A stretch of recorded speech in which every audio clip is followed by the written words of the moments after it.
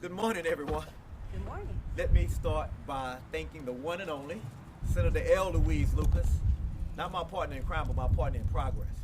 None of this would have been possible without her. Today is a very good day for Hampton Roads. Today we're delivering real relief to real people.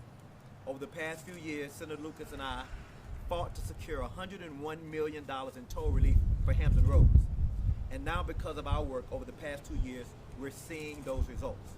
I'm proud to announce that because of our 2025 appropriations bill, the Virginia Department of Transportation and Elizabeth River Crossings have successfully completed negotiations and have reached an agreement to wipe out all outstanding toll balances and fees from 2014 through December 31, 2023 for drivers in Portsmouth and Norfolk.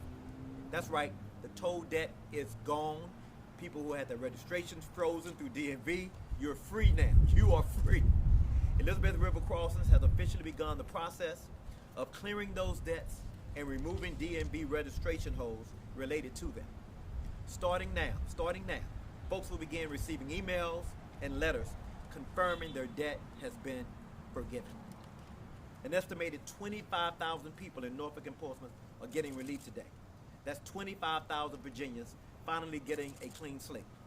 Let me be clear. Nobody should be buried under hundreds or thousands of dollars in fines just because they were trying to get to work or take care of their kids. And that's why Senator Lucas and I didn't just talk about it. We did something about it. This is about giving people a fresh start. This is about government finally doing what's supposed to do, work for the people. We're lowering costs for Virginians, from tuition to tolls to everyday expenses. That's because that's what this moment demands. Let me say that again. Toll relief, fee relief, real relief. So if you've been buried under toll tickets, if those late fees have been holding you back, if you felt like no one in Richmond was listening, we heard you and we did something about it. We see you, and today we've got your back. It's my honor and pleasure to introduce Queen of Portsmouth, Senator L. Louise Lucas. Thank you, Mr. Speaker. Let's give it up again for Mr. Speaker, my partner in this fight. You all know I am so excited to be here today, since you all know I have been working on this fight for these tolls for a lot of years. I've been around long enough to know that talk is cheap, but people want to see results, and today they're getting results. As Chair of Senate Finance and Appropriations, I started this conversation to ensure that a toll relief program was fully funded, fully accountable, and fully focused on one thing, and that is lowering costs for our residents. This $101 million initiative is something I am incredibly proud of, because it actually makes life more affordable for thousands of our neighbors and friends. This initiative has multiple components to it. Today, wiping out toll violations and fees is helping, as Mr. Speaker said, nearly 25,000 drivers in Norfolk and Portsmouth to get to where they need to get to, free from DMV holds and lingering debts. This isn't a pilot program or a study. It's a permanent, real relief program. Starting now, individuals will begin receiving notifications that their violations have been wiped clean. The broader toll relief program continues to provide discounted toll rates for almost 15,000 low-income residents across this region. Residents of Portsmouth and Norfolk earning $50,000 or less per year are eligible for a 100% discount on up to 14 trips per week. Residents earning $65,000 or less can receive a 50% discount. Applicants must have a Virginia Easy Pass drive, a passenger vehicle, and provide proof of residency and income. As I said, I've worked tirelessly to lower costs and provide relief, and I meant it, and with my partner, Speaker Scott, we were able to deliver. This fall, individuals, taxpayers will receive an additional relief through $200 rebate checks, and these individuals will also see lower taxes thanks to a lingering and long-standing higher standard of deduction and an expanded earned income tax credit, delivering $1.1 billion in immediate and ongoing tax relief to Virginia's hard-working citizens. As I said, talk is cheap, but people want results. And Speaker Scott and I won't stop fighting to make life a little easier for Virginians every single day. And I thank you all for being here. Before y'all answer me questions, I got a special presentation I want to make to the senator. I think the author is here who did it, but this is how she's been fighting for toll relief, and I wanted to make sure that I presented to her for thanking her for the work that she continues to do for the city of Portsmouth and on all the residents of the Commonwealth of Virginia. Oh my heavens! Thank you, Mr. Speaker. Oh wow, what a surprise! Thank you so much. And of course, I'm on the picture with her, so she can always see me. Thank you so much, Mr. Speaker. Now we'll entertain any questions. Thank you, Mr. Speaker. I know you guys were saying Norfolk and Portsmouth, but I was reading over the bill this morning. The toll relief's also eligible $50,000, and the expungement, the way it's written, Hampton, Newport News, and Franklin as That's well. right, and Yes. Chesapeake. And Chesapeake. Oh, Chesapeake's now in there. Yes. How did they get that? Because I know they're not under the fiscal stress that was written in the bill. Did Yeah, you I got to double check on that, but I think Chesapeake residents under a certain limit may have something, but I'm gonna check. Yeah, Okay. and that's one of the big questions we got. I know Suffolk even held a special session in their city council because they were a little upset that they weren't included. I know Governor Youngkin and Senator Lucas, you said at the time during the negotiations, the fiscal stress index is what was chosen to do negotiations. When you go back to Richmond in 2026, could there be even more toll relief talked about? Well, as I indicated, these tolls are so exorbitant that there's not going to be any stopping on my part for sure, and I'm sure that's also the case for Mr. Speaker. The people of this region elected us to deliver relief to them in times like these, and that's exactly what we intend to do. Yes, this will be an ongoing fight because those tolls are exorbitant, and there's about it. Speaker Scott, you and I did a story in January where you basically put out the call that if you guys don't take advantage of this, it's going to be hard for you to go back and fight for it with the rest of the state. Have you seen improvement? Well, as the senator said, we have 15,000 people taking advantage of it, people going to work every day, taking care of their kids every day. Of course, there's an opportunity. We still have some resources. We want people to take advantage of it. But it makes it easier for us. The more people that sign up for the 14 free trips, that sign up for the discounted trips, using that Easy Pass, you need to go get that Easy Pass because you are eligible to get it. Don't let that money sit on the table because we're fighting for you to get it. And so it makes it easier for us to ask our colleagues to be able to continue to fund this program. Obviously, we would love to just get rid of the tolls that Bob McDonnell, that the Republicans put in place here in Portsmouth. But we would love to get rid of them. But if we can't, we want to make sure that we're doing everything we can to make it possible to take care of their families, afford to take care of their house, afford to take care of their kids, and afford to go to work. Well, Mr. Speaker, you just triggered something in my mind. There was somebody who said that we voted on these tolls, but you all need to be reminded that when this was put in place, it was as a result of a P3 project that was initiated by then Governor Bob McDonnell. The members of the General Assembly, no one in the House nor anyone in the Senate, had an opportunity to weigh in on this. So we have these tolls as a result of a past governor. It had nothing to do with us as legislators. So past we want to Republican governor. Past Republican governor Don Bob McDonnell. So no elected official had any vote on this whole thing with this toll. It was all the governor. Any other questions over here? Yes, can you reiterate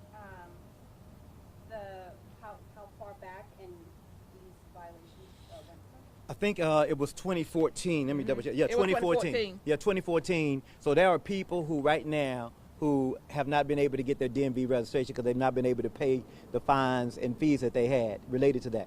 So what DMV and ERC did was go back and take a look at all of those fines and tolls and people who've been impacted and not able to get their registration because of that. And then they've begun the process of notifying them. They negotiated, come up with a price structure. I mean, I think the total price for this is going to be a price tag of about $36 million. That's correct. $36 million. We're making things more affordable in Hampton Roads for people to go to work every single day. And that's what it takes sometimes because sometimes people didn't get the vote on these tolls.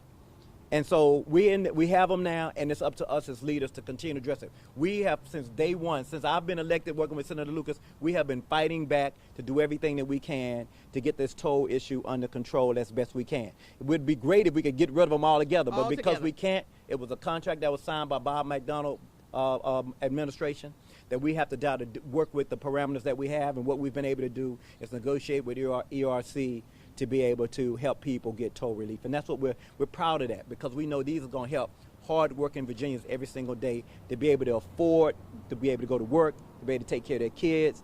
I think it's not unusual, it's not asking a lot for us to be able to give relief to those people who are making $60,000 under, and those Portsmouth residents who have to go through that toll just to go to work. We want to make sure they get those 14 discounts. Yeah, I think we got a pilot here and then 13. And Senator Lucas, nice to see that my coverage is making an impact.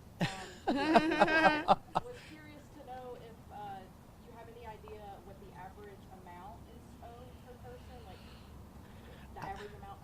across bills? Do y'all have any sort of data? I don't know, but I'm sure they do. And, Right. and if you want to, I can get Gianni to follow up Right. to find out what the average bill was. I mean, when you're talking about $36 million and 28,000 people getting relief, I'm sure, That's you know, quite a bit. It's quite a bit. 28,000 or 25? What did I say, 25 or 28?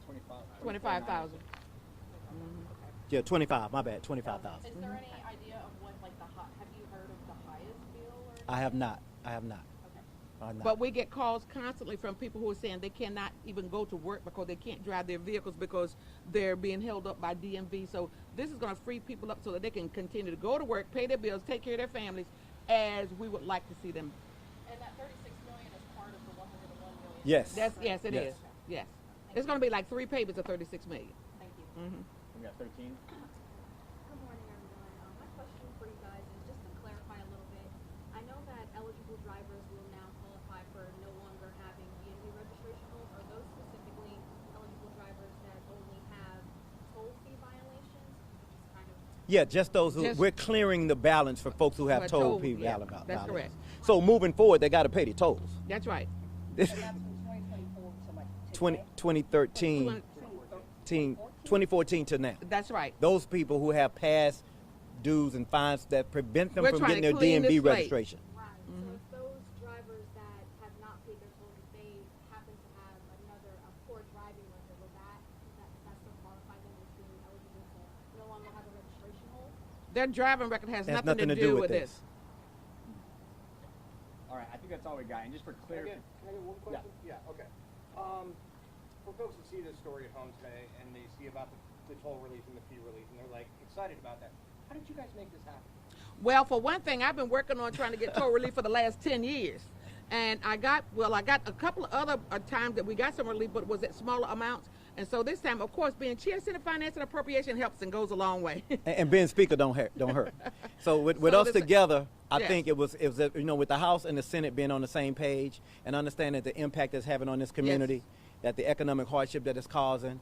I think people, you know, we're saying to people, stay engaged, stay involved. We haven't forgotten. Sometimes it takes a minute to be able to get to the point where we can get the resources to put in the We're blessed in Virginia right now, Yes. despite the environment that's coming from D.C., where we had a surplus, and we still have a surplus. But we know, and so this gives us an opportunity to address some long-standing issues. But as we move forward into the future, we're not sure what's coming out of D.C., so this is an opportunity right now to try to fix this, because we think next year it probably won't be. We won't have the same resources that we have Exactly. right now That's true. because of what's happening out of That's D.C. true. yeah. All right, Brad's got one last one, then we're getting ready. Does the 50% discount, does that end at the end of this year, or does that keep going? It keeps going. It keeps going. Okay. Yeah. So like 2036 or something? Is that? Yeah, I forget the number, but it's like 2035, 2036. And for those who aren't covered, like let's say you make $51,000 in office, what do you say to those people right now that have outstanding toll bills that aren't covered by this?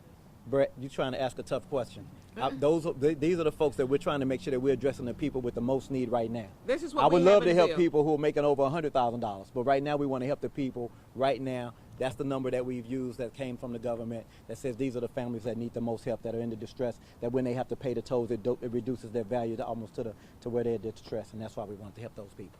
And don't think that this is the end of it. That's the reason why we want to make sure that all the residents who qualify apply and utilize the money that's there. Because as the speaker has said, and I've said several times, if you don't use the money, that means that you didn't need it. So if you need it, we need you to come get it. That puts us in a better posture for us to continue to go forward to ask for more. If you qualify, get it. Yes. Please don't leave it on the table. If you Yes, qualify, correct. please go and get the Easy Pass. Please sign up for the program, because we're doing the work to make sure that you can afford, because we know that if you can take this issue off the table, take this expense out of your household, it allows you to free you up to take care of your family, buy groceries, go to get gas, and get the other things that you need to get. So please take advantage of this program. In other words, we done what we said we would do. We brought toll relief. Promise kept. Promise kept. All right, thank you so much. Thank you. Good job.